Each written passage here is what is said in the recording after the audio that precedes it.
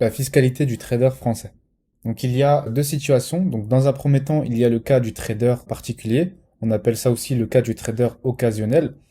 Donc le taux d'imposition, donc il est de 30%. Donc on appelle ça la fameuse flat tax Macron. Donc sur vos bénéfices. Donc on appelle ça les plus-values mobilières. Donc pour déclarer vos gains et vos pertes, donc les gains sont à inscrire dans la case 3VG de la déclaration d'impôt et les pertes sont à reporter dans la case 3VH.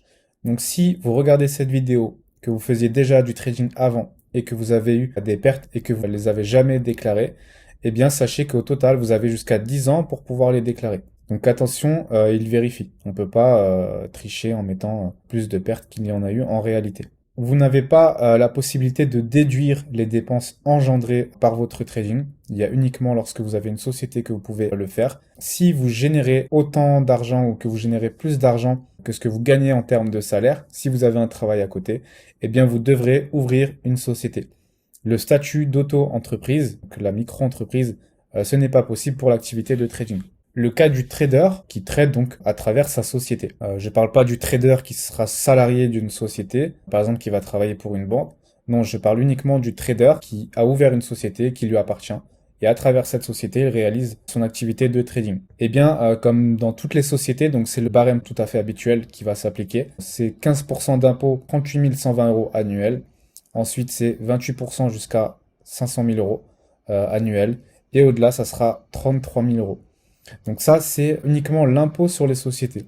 Il y a un deuxième impôt qui s'implique, donc c'est l'impôt sur le revenu. Donc le revenu, c'est quoi? C'est pour profiter pleinement de l'argent que vous avez dans votre société. Si vous voulez sortir l'argent du compte bancaire de la société, il va falloir se verser soit un salaire, soit un dividende. Donc le salaire, c'est à peu près 60% de taxes. Donc si vous versez 1000 euros, ça va vous coûter peut-être 1600 euros. Et les dividendes, il me semble que c'est 30%. Si vous vous versez, mettons, 2000 euros par mois, eh bien, vous devrez payer donc 30% de taxes sur les dividendes. Donc, il y a deux impôts au total. Et là, cette fois-ci, vous allez pouvoir déduire les charges, bien qui ont uniquement en rapport avec le trading. Je dis ça puisque, par exemple, pour certaines sociétés, vous pouvez jusqu'à déduire des vêtements. Par exemple, des costumes qui vous servent en tant que patron à aller en rendez-vous professionnel, etc. Donc là, les costumes, ça n'a rien à voir avec l'activité de trading. Le trading, c'est une activité où vous êtes en face de votre ordinateur.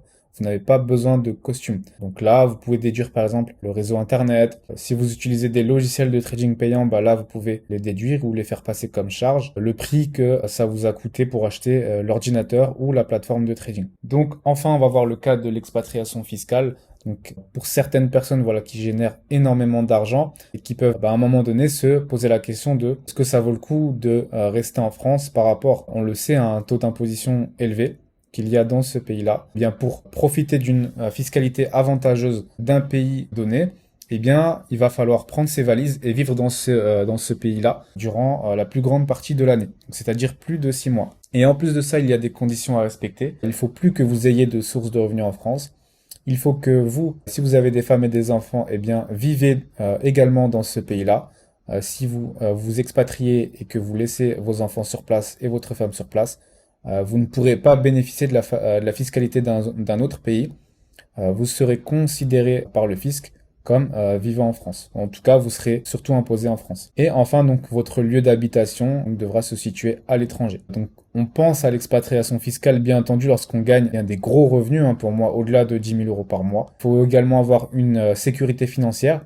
En gros, ça veut dire pas mal d'argent à la banque, puisque bon, on change de pays, on ne sait pas ce qui peut arriver. Il faut toujours prévoir. Donc voilà, c'est important. Ça sera tout pour cette vidéo et on se retrouve sur une autre.